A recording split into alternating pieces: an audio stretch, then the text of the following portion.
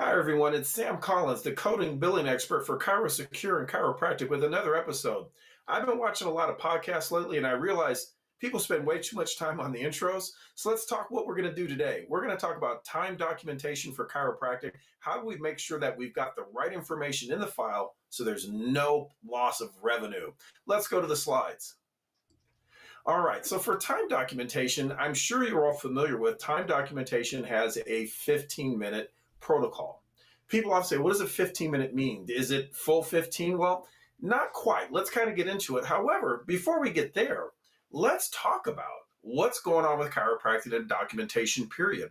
Now, as some of you may know, I'm part of the Optum Health Coding and Reimbursement Committee. And one of the things we do in some of our meetings is to talk about where chiropractic audits are happening, what's they're looking for, and what's the issue. Well, here's something that goes back a couple of years, but it's the latest information we have. I'm expecting some new information coming up shortly, but nonetheless, it shows that for chiropractors, we have a 28% failure rate of our documentation not supporting our services. Now, before we get all like, oh my God, 20% is not very good, please notice PTs, about 38%. So it shows that we got to do a better job still, but we're not the only ones. In fact, sometimes say chiropractors are the worst. Not true at all.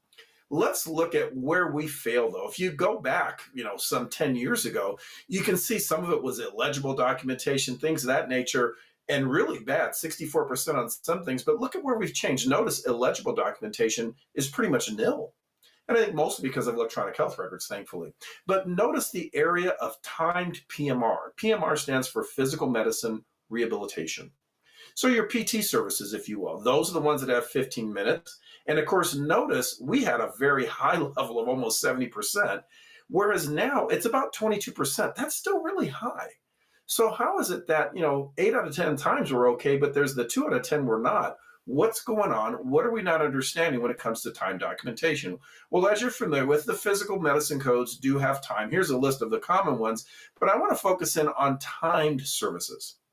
So you notice here under therapeutic procedures, by the way, this would also go for the attended modalities like ultrasound, but I'm going to leave it here where it says physician or therapist, meaning the chiropractor, required to have direct one-on-one contact with the patient. This means being in the room. It doesn't necessarily mean touching, but being in the room. So you notice here it says therapeutic procedure, one or more areas, and then I put the star around the 15 minutes. So we're all familiar with, of course, yes, it's 15 minutes. So we have to spend time in order for this to happen. So what's happening here is we're not documenting it. And I've seen lots of ways doctors have documented time. That's just not going to work. And I'm hoping today to give you a short primer on saying, what do I actually have to write down? What needs to be in the file to do this? And by the way, I don't care if you're doing cash or insurance. It doesn't matter. Proper documentation is important for any aspect. So let's talk about this time, the 15 minutes. What does the time actually include? And I think this is where a lot of people miss out. By example, there's some time you do that's beforehand. So notice it says pre-service time, assessment and management. Now, some of that maybe have done with your adjustment, but let's face it, when you're going to do an ultrasound, is it the time that the ultrasound is on, or is there some pre-work you have to do for that? Well, of course there is. So long as you're making contact for the ultrasound service directly, that time would count. Then there's, of course, the intra-service time. That includes doing the service, obviously. But then notice post-service includes assessment of treatment effectiveness, taking a look at the area, making sure how the patient's feeling, realizing all of that is a component that's part of it. Now, once you move on to another service, no. But I want to highlight it's not just physically, okay, start, stop. I mean, think of it in many ways. Have you ever had an hour massage and have gotten a full hour of massage, or is it around 50, 55 minutes? Because there's some work in between that the person's doing. Well, of course. So this comes from what we call the 8-minute rule. And you'll see here it says unit number of minutes. And it talks about that the time of a 15-minute code actually does not need to be 15 minutes. For one unit, so long as you spend at least 8 minutes of time, you may bill a unit. So it's more than 50%. Now, where it gets tricky, that's easy enough. A lot of people wonder, well, good. So if I do one service at 8 minutes, if I do another service at 8 minutes, would that count as a unit? Well, the answer to that would be no, because time is cumulative. Because notice, one unit can be 8 minutes, but as much as 22. The second unit doesn't begin until 8 minutes into the next unit, hence why it's 23, 15 plus 8. So in order to bill 2 units, it has to be 23 minutes or 8 minutes into the second one. Or notice for 3 units, 8 minutes into the third, or 38. So let's make sure when you're documenting time services, you document how much time you're spending. The face-to-face time, that's a component of that service. That includes a little pre, intra, and post. Now, let's be careful. Don't tell me it took 10 minutes pre-service, but at the same token, 2 to 3 minutes would be probably pretty reasonable. So document that entire time. I think the difficulty is how do we make sure to document the time itself? Well, let me get one more factor out here, though. When we talk about time-based services, here at the bottom it says only one time-based service may be reported at a time, and it means that services are cumulative. So if I do 10 minutes of, say, exercise and then 10 minutes of massage, just to say 2 services, what's my total time? 10 plus 10 is 20 minutes. Does that equal 2 units? You can see here, no, Sam, if I'm only doing 20 minutes, that's 1 unit. So can I not bill both? No.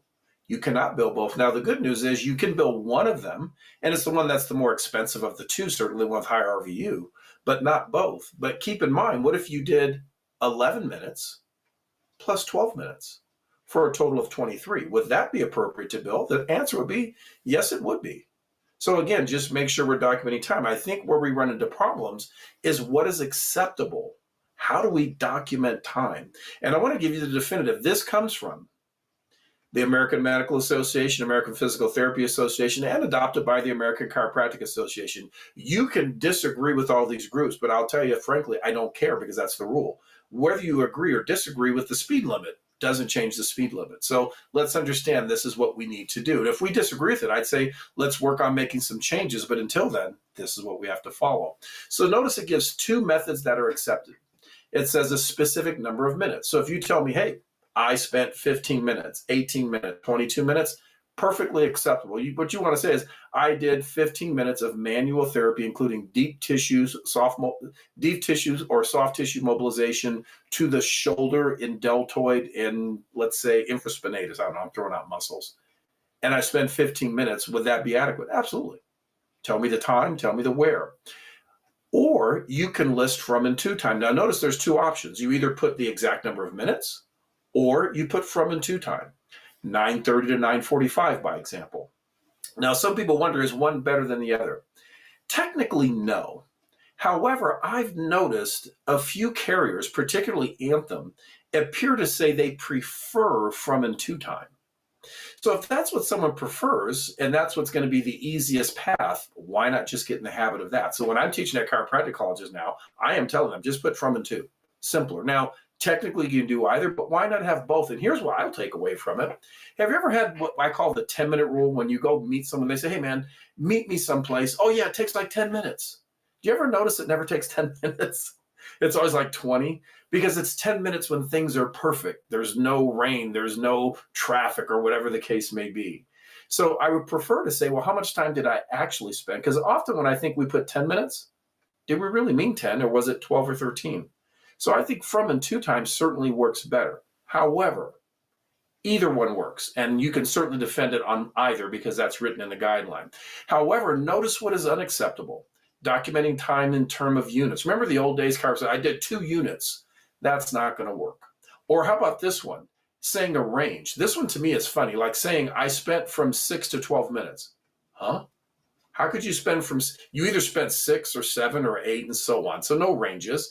You obviously can't just say, hey, I did exercise times 2. What do you mean 2 exercises? So it has to be time. And then you can't simply circle. Remember the old forms we used to get from Parker? You could circle, I did exercise, I did this. I mean, if you're going to do a billing for your billing person to look at it and just code, I guess, but the documentation, really, that's not acceptable. And to give you further light of that, look at what United Healthcare has just published. For any time-based procedure, the duration of services must be clearly documented in the medical record. If the duration of time-based services is not clearly and properly documented in the record, the service is not supported due to incomplete documentation. This is where I've run into tons of denials. I work a lot with chiropractic in general, whether it's malpractice carriers like ChiroSecure and others. But dealing with attorneys in courts and with testimony, the one area that I can always defend you is if you put time. But if you don't put time down, it's going to be a problem. So you've got to make sure time is listed. But notice they say if more than one procedure is in that time, in order to fully support all the services, the time must be separately documented for each, and it must match. But notice it gives 5 things. And notice I just did the one through AMA, AACA, and so forth. You can't say documentation of time-based codes. You can't say units. You can't say a range. You have to do in quantity, but not specifying measurement or increment, and in no time mention all. So give me time. Is that very hard? No. You know what I think happens? We're used to being quicker and easier. We all wanted that. I want to be able to document in 5 minutes or 2 minutes. And that's not going to happen. Certainly it shouldn't take 10 minutes. But realize, do you know documenting the service counts towards it as long as you're doing it with the room of the patient? So you're finishing it up, that last note, that certainly could count towards that time if it's part of that service. What I want from you, just document time. Don't let it be an issue. If you've done 2 units, I want to see at least 22 minutes. And as much as 37.